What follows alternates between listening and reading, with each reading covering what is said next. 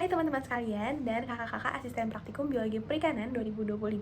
Perkenalkan ya, nama aku Karol Patricia dengan NIM C2401241241092. Pada video kali ini, aku akan melakukan micro teaching kepada kalian dan memberikan informasi terkait biologi perikanan serta memberikan informasi terkait praktikum yang telah aku lakukan di hari Sabtu kemarin. Nah, biologi perikanan yang kemarin sudah aku jelaskan kepada kalian itu tentang pertumbuhan pada ikan. Dan sekarang aku akan menjelaskan tentang reproduksi pada ikan.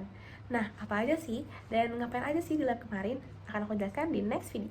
Nah, teman-teman, sebelum memasuki pembahasan yang lebih rinci, teman-teman perlu mengetahui pengertian dari reproduksi. Reproduksi adalah suatu langkah atau kemampuan suatu makhluk hidup untuk melanjutkan keturunannya atau mewarisi keturunannya dari karakter-karakter atau genetik yang dimiliki oleh induknya kepada anakannya. Maka dari itu, induk harus berkualitas agar menghasilkan anakan yang berkualitas. Dalam ikan, dilihat dari gonadnya, dan gonad dapat dilihat melalui dari dua cara, secara morfologis dan histologis.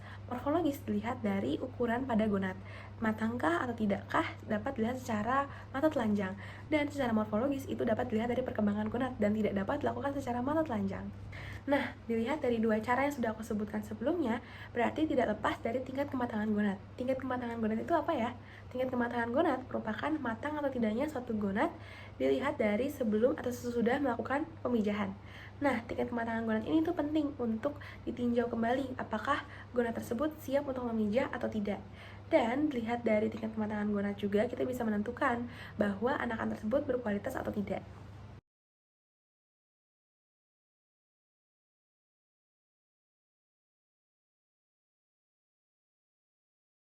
Nah, setelah itu, aku akan memperjelas lebih dalam tentang metode yang aku gunakan. Setelah 3 metode tersebut, aku mendapatkan metode gabungan, di mana gabungan dari gravimetri dan volumetri. Di sini, aku mendapatkan gonad utuh dalam cawan petri, kemudian aku potong menjadi 3 bagian, yaitu anterior, middle, dan posterior. Anterior berada di atas, middle di tengah, dan posterior berada di bawah. Dan yang paling banyak telurnya adalah di bagian middle.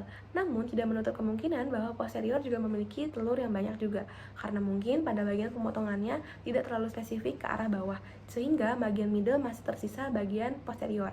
Nah, setelah aku mendapatkan bagian aku yaitu di posterior, namun sebelumnya juga 3 sub tersebut dihitung satu persatu per subnya dalam timbangan berapa gram anterior, middle, kemudian posteriornya berapa gram. Setelah itu, aku letakkan posterior ke dalam cawan petri dan dituangkan aquades, kemudian diburai sedikit-sedikit dan pelan-pelan sehingga menghasilkan telur-telur kecil-kecil yang ada pada cawan petri.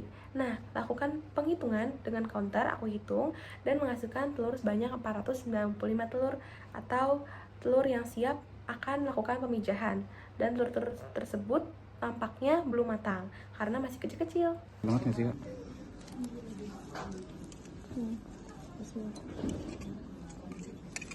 Kamu taruhnya miring Oke. kayak gini.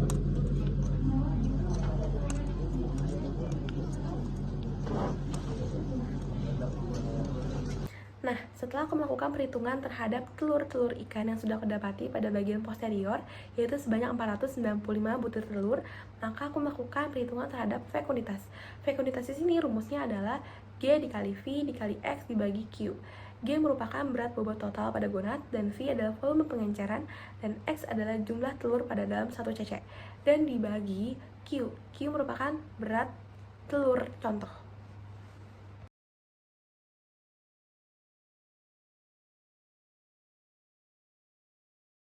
Ada loh. Ada ini. Semuanya ada. Kan? Yang ini kayak gini. Nah, gimana nih teman-teman? Materi yang sudah aku paparkan sebelumnya terkait praktikum yang sudah aku lakukan di hari Sabtu kemarin. Bener-bener itu aku baru tahu telur ikan ternyata sekecil ini, dan agak rumit ya dalam perhitungannya secara langsung karena membutuhkan mata yang teliti dan akurat dalam perhitungannya.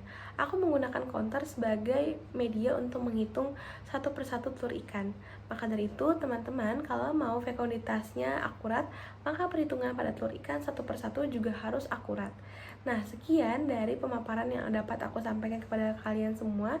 Semoga dapat menambah wawasan kalian semua. Sekian teman-teman, dan aku ucapkan terima kasih karena telah menonton video ini hingga akhir. Dadah teman-teman, sampai jumpa di praktikum biologi perikanan selanjutnya. Dadah!